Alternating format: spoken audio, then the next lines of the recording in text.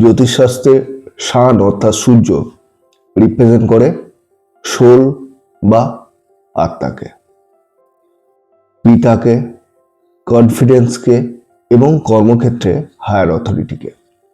এখন যদি কারোর চার্টে সূর্য বা সান অ্যাফ্লিক্টেড থাকে তাহলে কি সমস্যা দেবে?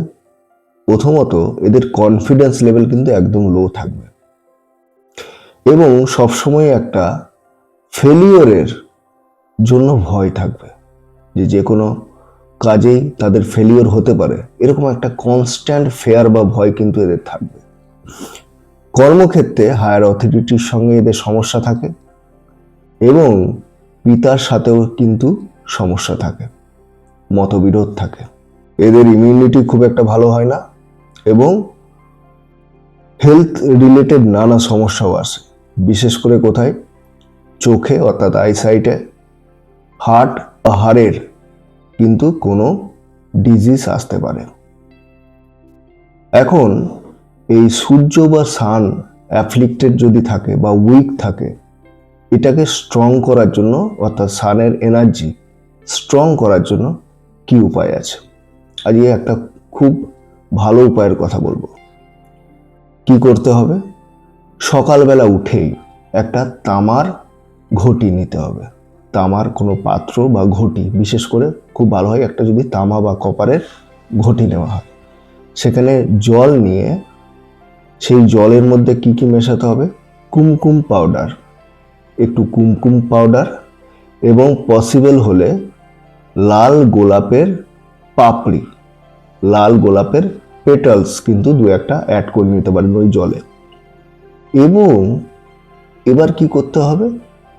এই জলটা নিয়ে সূর্যের দিকে মুখ করে খালি পায়ে কোনো মাটিতে হোক বা কোনো প্ল্যান্টে হোক, ওই জলটা কিন্তু সূর্যের দিকে মুখ করে ফেলতে হবে এবং সেই সঙ্গে ওং হ্রিং হিং ভগবতে সূর্যায় নমঃ এই মন্ত্রটা চ্যান্ট করতে হবে। এটা খুবই ভালো উপায়। এটা যদি ঠিকমতো করা হয় তাহলে সানের যে অ্যাফ্লিকশন যে চার্টে রয়েছে বা সানের যে এনার্জি নেগেটিভ ফল দিচ্ছিল সেগুলো কিন্তু পজিটিভ ফল দিতে শুরু করবে। এটা খুবই ভালো উপায়। আরও একটা উপায় বলে দিই, আর কি করা যেতে পারে?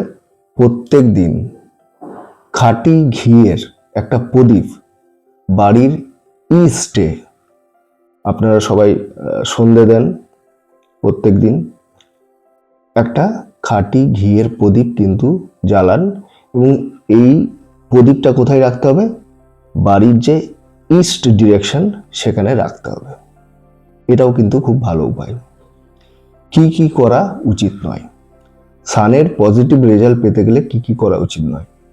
রবিবার কোনো ব্ল্যাক আইটেমস, কোনো কালো রঙের জিনিস কিন্তু ব্যবহার করবেন না।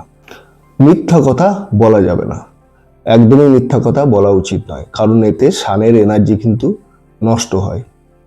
আর বাড়িতে পুরনো কোনো ভাঙা ঘড়ি থাকলে সেই ঘড়ি কিন্তু ফেলে দিতে হবে, বা যদি কপারের কোনো জিনিস থাকে, তামার কোনো জিনিস থাকে নোংরা অবস্থায়, সেটা কিন্তু অবশ্যই পরিষ্কার করে নিতে হবে।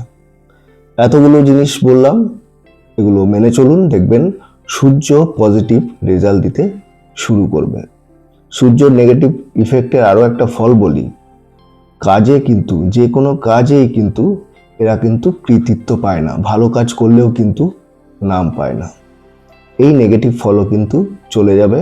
যে উপায়গুলো বললাম সেই উপায়গুলো করুন, পজিটিভ রেজাল্ট সূর্যের অবশ্যই পাবেন।